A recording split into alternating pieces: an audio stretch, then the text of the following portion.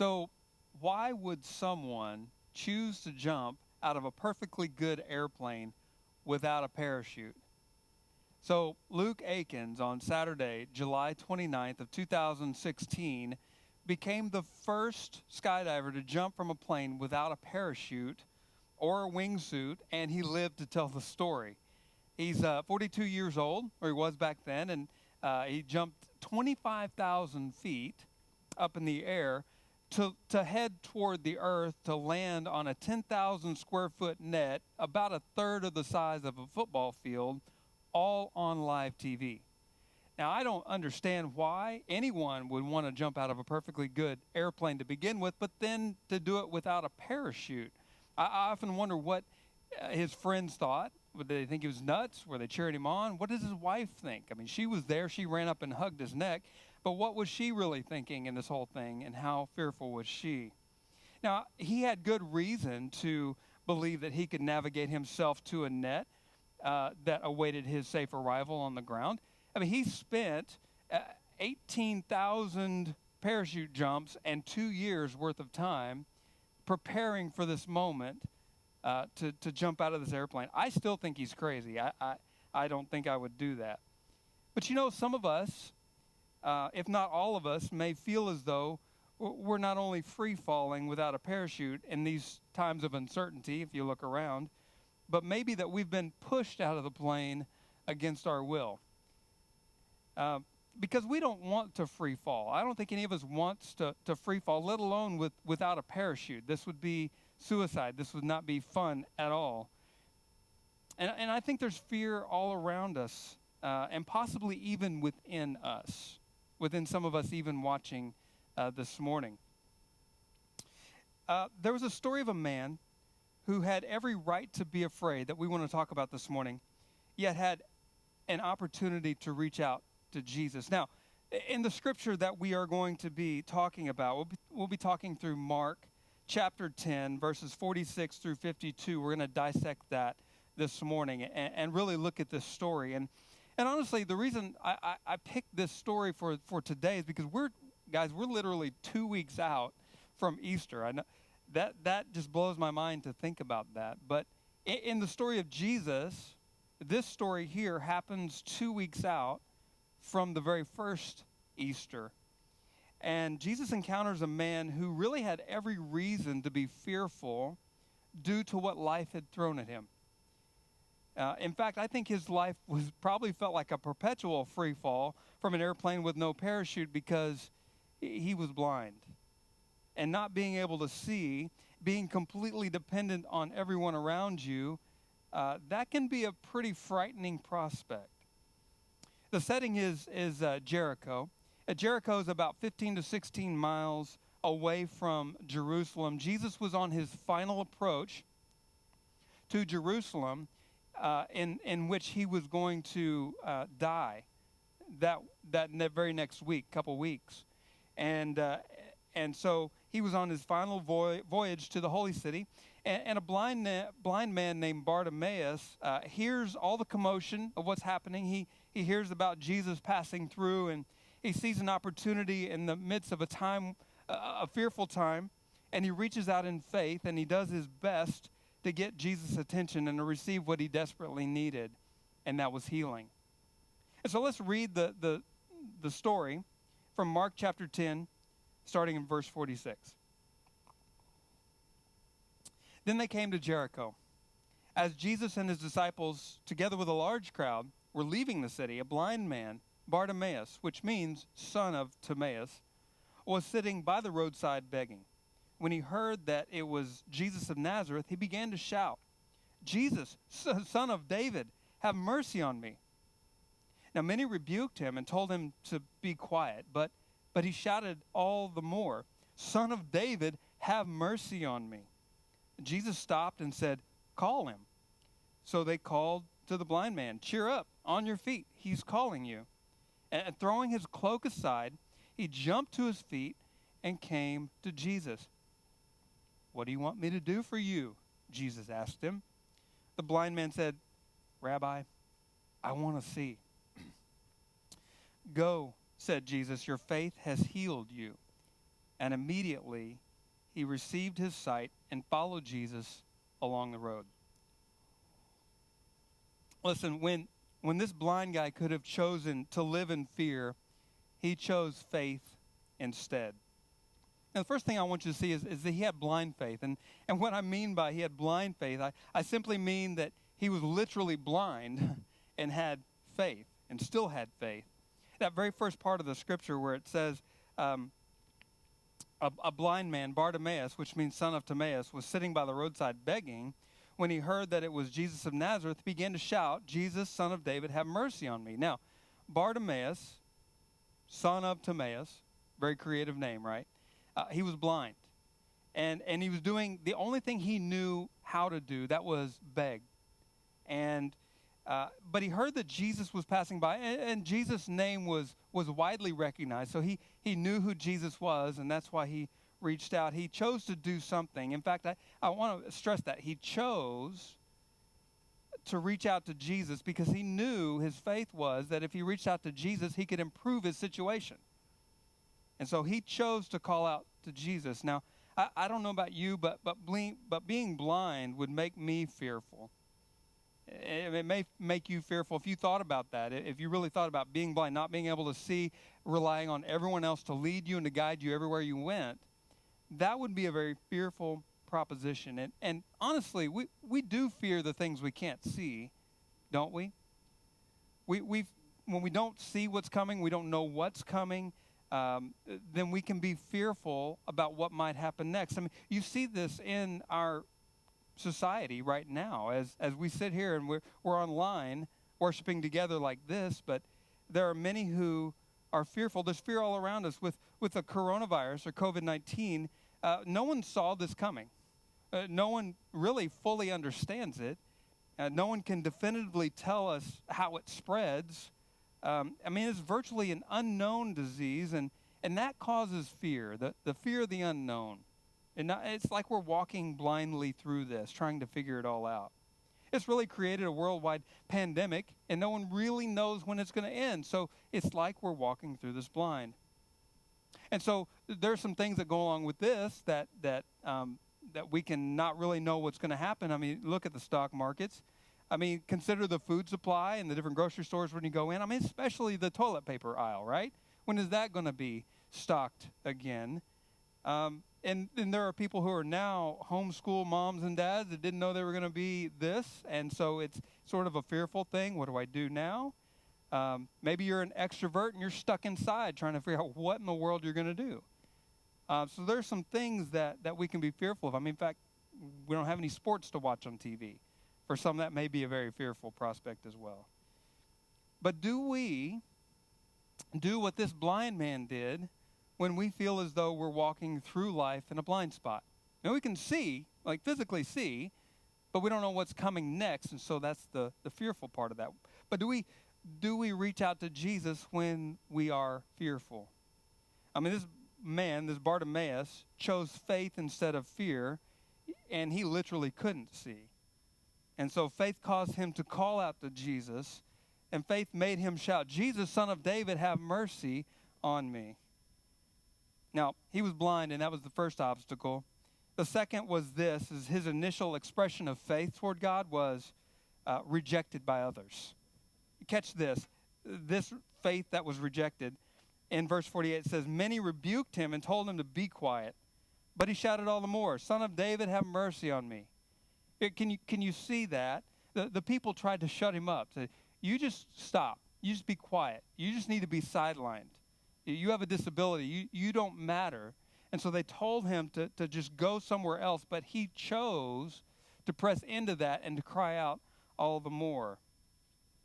And I guarantee you that if in regard to faith in God, if you have faith in God, you know that you've been opposed by people, by your own mind and your own heart, sometimes by Satan himself. And if you don't have a relationship with God, understand that if you do, that will be opposed. And you will have voices that will speak into you to say, no, you just be quiet. Don't reach out to God. You're not worthy. You don't need to do that. He's not going to listen to you anyway. But press through those having faith just like blind Bartimaeus, because faith in Jesus Christ will be opposed. I see faith in Jesus being mocked and ridiculed and sidelined in of many areas of our society. I mean, you see it in schools and colleges and universities, segments of the scientific community, and not all the scientific community, but segments would ridicule faith in Jesus. Hollywood and TV shows and movies, different governments around the world make it illegal to worship Jesus. And, I mean, you don't have to go around the world to find this. Just look on your Facebook friends, and some people that you knew in the past. I have people that I knew in high school growing up that would ridicule faith in Jesus. And so I would say the masses still, they still rebuke those who call out to Jesus and say, be quiet. Don't even talk about it. Don't reach out to him. And so we have a choice. We can choose faith in the place of rejection, or to simply sit back and watch Jesus pass right on by. Because that's what this blind man could have done. He could have listened to what the crowd said, and Jesus would have walked right on past. And so, in addition to faith that presses in and pursues God despite being blind and opposed by others, as in the case with Bartimaeus, there's another aspect to it. His faith was just plain unsafe. He was unsafe in his faith. And I do mean that, because what happens here kind of goes against our culture, kind of goes against our nature, because we want to be safe, right? And so this is an unsafe faith. Let me read this to you again in verse 49. Jesus stopped and said, call him. So they called to the blind man, cheer up, on your feet. He's calling you. And throwing his cloak aside, he jumped to his feet and came to Jesus. And what do you want me to do for you? Jesus asked him. The blind man said, Rabbi, I want to see. Go, said Jesus, your faith has healed you. And immediately he received his sight and followed Jesus along the road. Now, because of his persistence, Bartimaeus gets Jesus' attention. And Jesus calls him to come close. So he presses in. Even though he's blind, even though everyone said, shut up, he still calls him. So Jesus says, come on over here. And then Bartimaeus does something very unusual. And you might have missed it in the reading here. It's a seemingly small detail, but a detail that means really everything. Because here's what the blind man did. He threw his cloak aside. Whenever he came to go to Jesus, he threw his cloak aside. Now, a cloak, especially for this man who's blind, represented his outer covering, his protection from the elements. It was the thing that protected him if it rained. A cloak would have been very expensive. Not very many beggars would have this article of clothing, yet he had one and he cast it aside.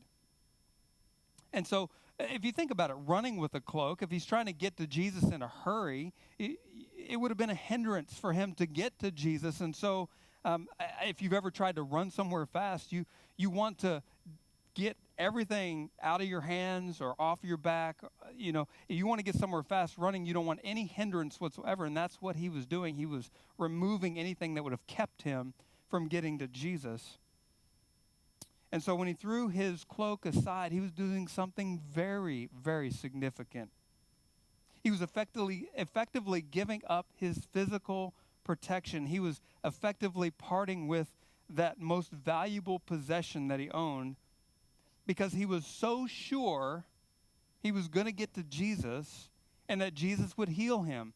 And he didn't care about that physical loss. But here's where the unsafe factor comes in. Because what if he didn't get to Jesus? What if someone in the crowd stopped him or got in front of him or tripped him up and he fell and he didn't, and the procession finally just pushed Jesus right on by? What if he didn't get there? And then what if he did get to Jesus and Jesus, for some reason, chose not to heal him? What if that would have happened? Well, he would have been without his cloak, and no one would have been there to guide him back to where he was sitting. So he really got rid of all of his protection, his valuable possessions, knowing he probably would never see them again, just so that he could get to Jesus. You look at this, I think this is at a very quick glance, you see this is a very unsafe kind of faith. I mean, the guy, he was running with scissors. We have a saying around Restore where we like to run with scissors, which is just a risk-taking faith. And this guy had it. He embodied this. And so my question for us is, for you, what is your cloak? What is your safety net? And we're finding out what our cloaks are in this temporary lockdown that we're experiencing in our communities and in our nation, right? I mean, what are some of these cloaks? I mean, you got the stock markets. They go up, they go down. Some people losing their cloak through that. Sporting events, we don't have anything to cheer for sporting-wise. And so we're finding out that may be a cloak that we've got that's being taken from us. Schooling or paychecks, right? Sometimes we lose our jobs or we're being laid off because in the midst of everything that's happening. Confinement to our homes, right? Introverts that saw this and were like, yes, we get to stay home, but now they want everybody to leave because, let's be back to being by ourselves. And you got the extroverts who are going crazy being cooped up in the house. But what about our jobs? Now, it's different than paychecks, but our jobs where we find our identity sometimes. These can be cloaks. These can be our safety nets. These can be things that we need to let go of so that we can call out to Jesus. And what the blind man gave up willingly, many of us are having them taken by force.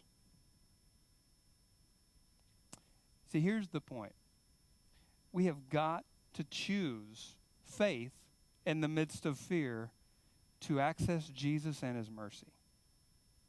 That's really key. We've got to choose faith in the midst of fear to access Jesus and his mercy. If Bartimaeus, this blind guy, had not chosen faith in the midst of fear, what if he hadn't chosen to press in? Well, first of all, he would have stayed blind. He never would have received the healing. He would have never met Jesus. He would have never known the life that God had planned for him. And he never would have witnessed that very first Easter because it said that he followed Jesus along the road and realized that in Jesus' life, he's 2 weeks away from the very first Easter. He's about to go to his execution. So think about it. The very first thing this man sees is Jesus fulfilling what he came to do on this earth. So how about you? Do you want to experience God's power and plan for you in the middle of uncertain and fearful times? And whatever's keeping you from trusting Jesus, throw it to the side like blind Bartimaeus did. He threw his cloak that he relied so much on, and he ran to Jesus. And I would venture to guess that in these times, you might be a little bit more aware of what your cloak may be.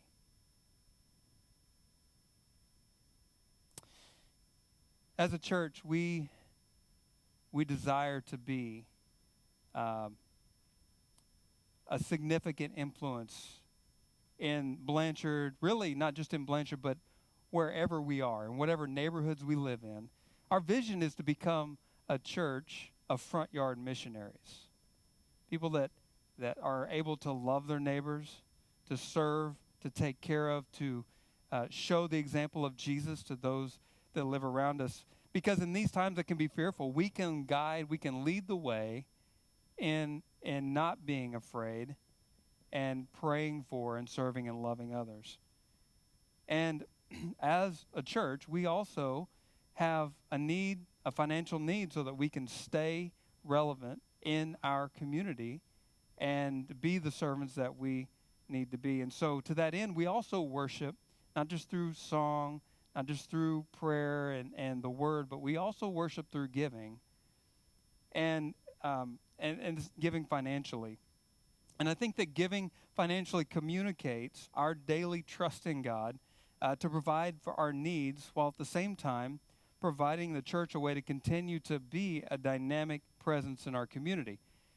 I think for some of us, tithing, or not just tithing, but just giving in any capacity, can be like throwing our cloak aside and trusting in God. And so I would invite you that if you choose to partner with Restore in this vision and this mission that we're on here, if you would like to partner with us financially, here's 3 ways you can you can give. First of all, you can go to our online restoreblanchard.com. That's what it is. Restoreblanchard.com. It's very easy to get on and make your gift online.